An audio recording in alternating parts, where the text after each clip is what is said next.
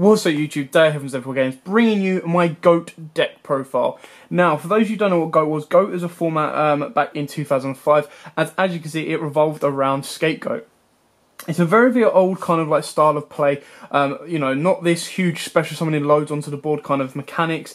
It was only really around fusions, there was no extra deck limit, loads of cards you'll see in front of you are now currently banned, but it's a format that people have kind of stuck with, and it takes the game back to the old style of, you know, a lot more happens. There's more turns. It's not just an FTK, OTK kind of thing. And it's really, really fun. And it's a nice kind of a wind-down game to keep you within the mechanics of Yu-Gi-Oh! Like normal summons, the spells and traps, when to use them. It kind of keeps you on your toes.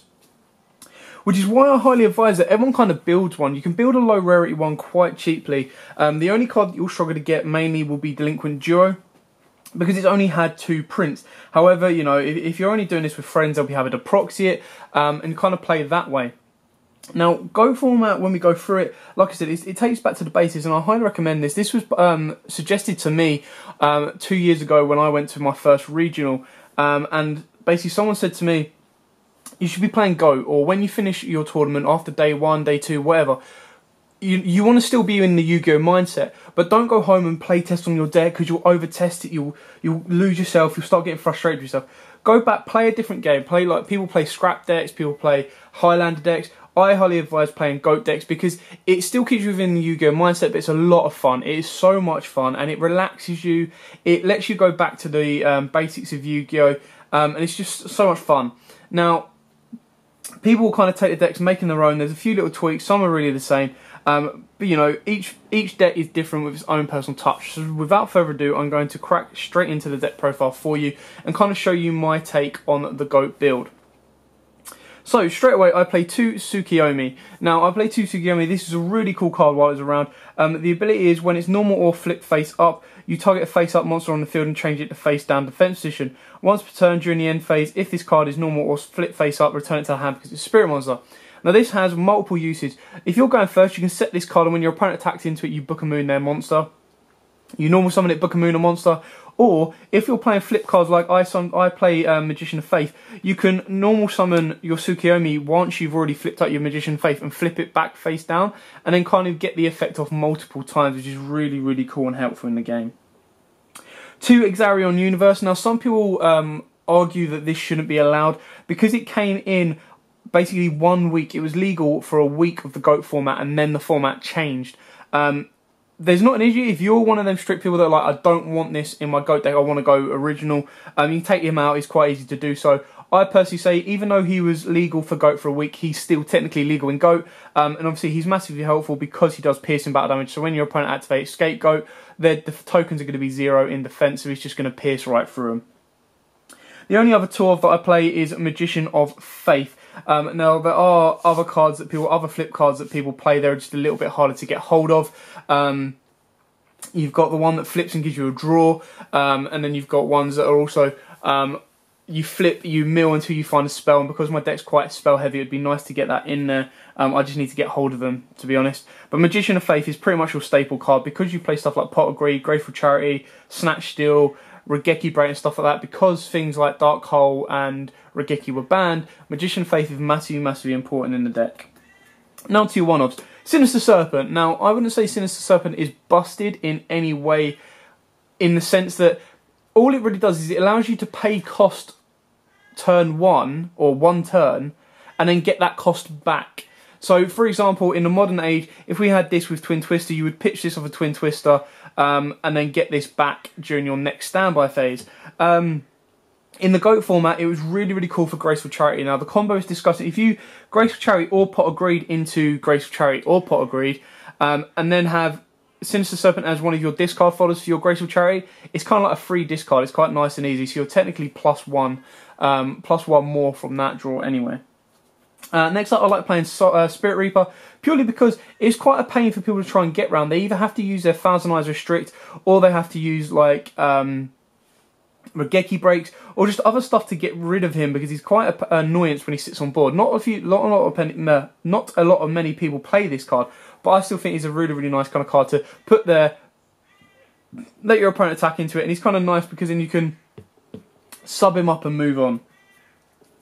1 Sangan. Now obviously, because we play by GOAT format rules, everything is at its old text, which is why when you see some people's GOAT decks, they always have the original print of the cards, which is where it gets a bit more expensive for you, because we always play by the old rules, like turn priorities and old wordings and stuff like that, as if we were playing in 2005.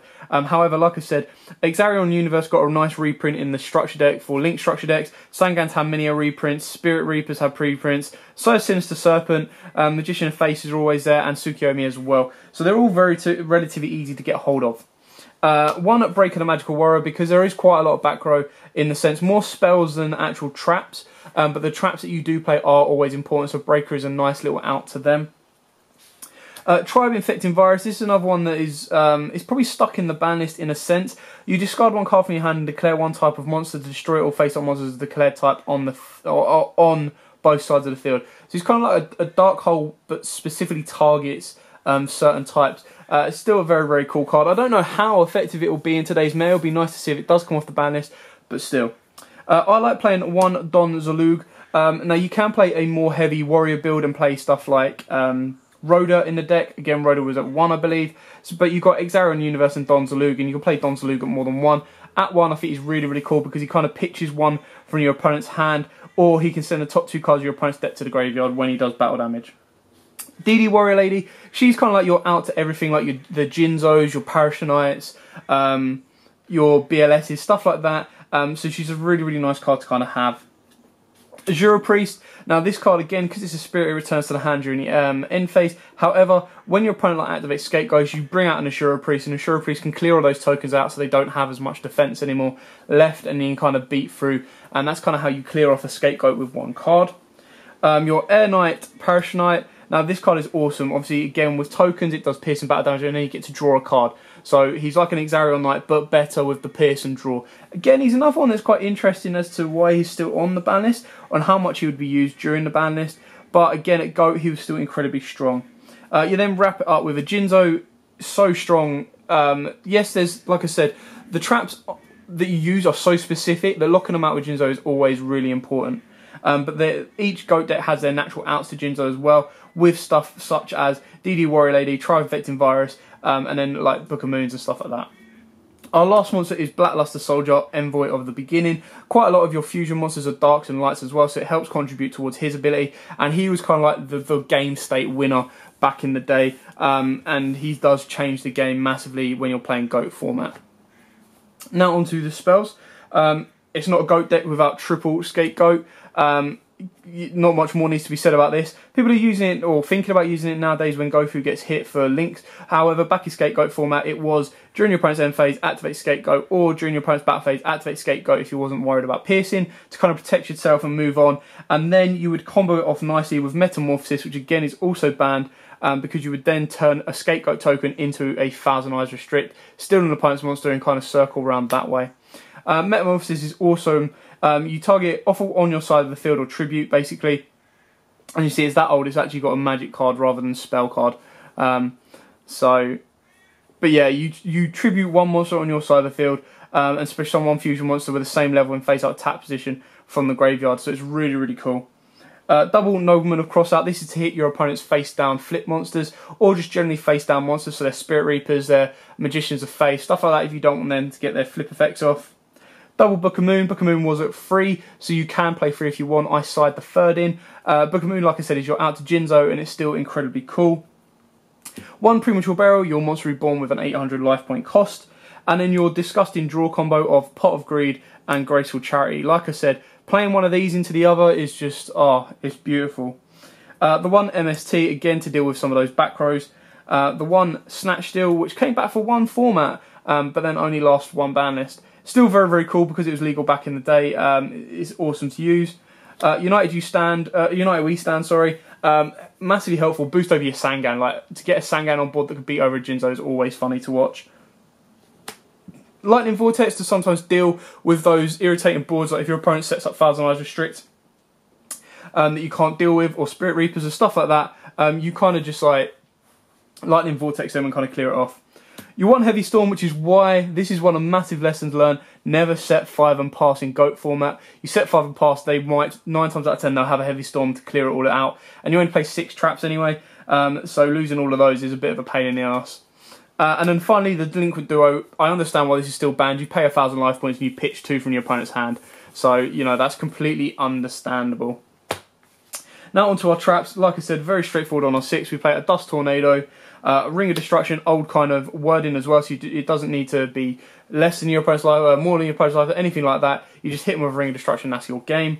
Torrential Tribute, again, awesome back in the format. It's Regeki and Dark Hole banned. Call of Haunted, bring back your Jinzos, bring back any of your beaters that you really, really need. Your 1 Sakuretsu Armor and your 1 Mirror Force. Again, all incredibly important traps. You can play some more. These are pretty much your staple traps to play. Now, with the extra deck, there was no limit. So you could have, like, this is an over-exaggeration, but you could have like 100 cards in your extra deck. But there are some staple cards, which is what I'm going to take you through and kind of go through there. So you would play triple Thousand Eyes Restrict. It was the most important card back in the format.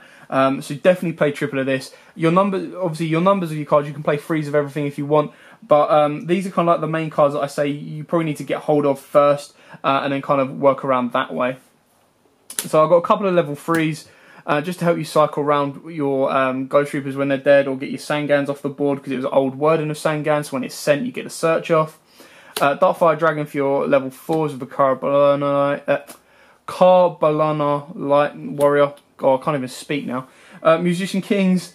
And then the cards that you kind of need to get, that everyone kind of plays, is Dark Balta the Terrible, mainly for their effects as well. Obviously these are just for beaters and to change them up.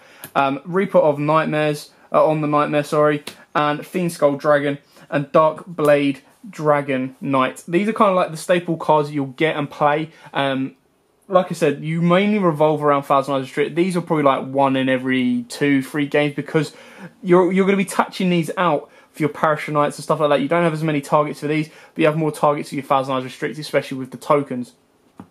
The rest is then entirely up to you using the legal fusion cards of the time of 2005 in the GOAT format. Anyway, that was it for my GOAT deck. I hope you like this. I hope it gives you some ideas for your own GOAT decks.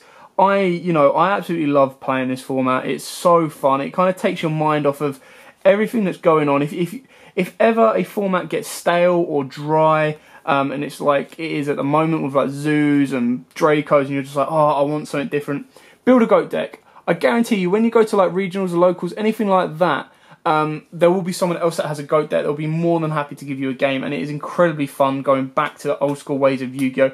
None of this with no monsters left on the field, I special summon Dark Magician and attack for game. No, that's not how old school Yu-Gi-Oh! Is. This is proper Yu-Gi-Oh! This is, you know, back to the brass tacks. Incredibly fun, highly enjoyable, and I highly recommend you pick out a deck like this, or, like I said, build a different kind of deck for a bit more fun, and kind of play that during after regionals or anything like that. If you want more Yu-Gi-Oh! But you don't want to be playing Zoo after Zoo after Zoo, or Draco after Draco after Draco, GOAT format is, you know, it's beautiful. Anyway, thanks for watching. Don't forget to like, comment, subscribe, share. Until next time, guys, as always, happy dueling. If you like that video, why not check out our other videos available? We've got more deck profiles, pack openings, and of course duels. And don't forget to click on the most important button of all, that subscribe button, right in the bottom left hand corner.